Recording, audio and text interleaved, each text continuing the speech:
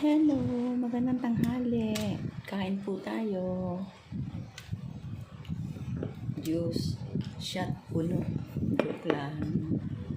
Pampachill, pampasay lang po.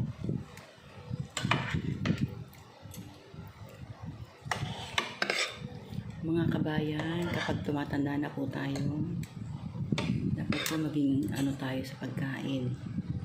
Kasi sa kagaya natin mahirap po magkasakit. Mahal ang mga gamot. Kaya dapat maging malakas ang uminom ng tubig. Huwag niyo akong gayahin. Ang dami ko mag-rice. Kasi para sa akin, food is life and coffee is life. May joke lang po. Totoo po yun. Sa pag kumain ka ng marami, dapat sasabayan mo rin ng exercise. O kaya TikTok. Ganyan.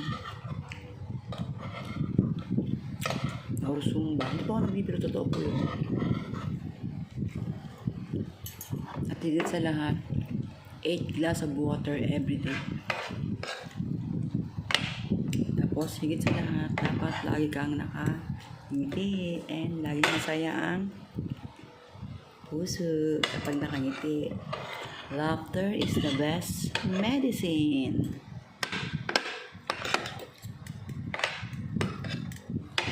Papakilala ko sana kayo sa beshi ko, kaya lang ayaw sa camera eh.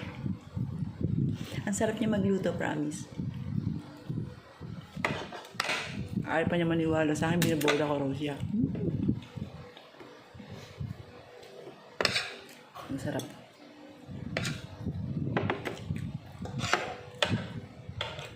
Ganun daw yata yung pagkain kapag niluluto sa pagmamahal. Kasi ganun yun eh, pag nagluluto ka, dapat lagi may love. Kasi mararamdaman ng kumakain yun eh. Diba? Okay, bye-bye.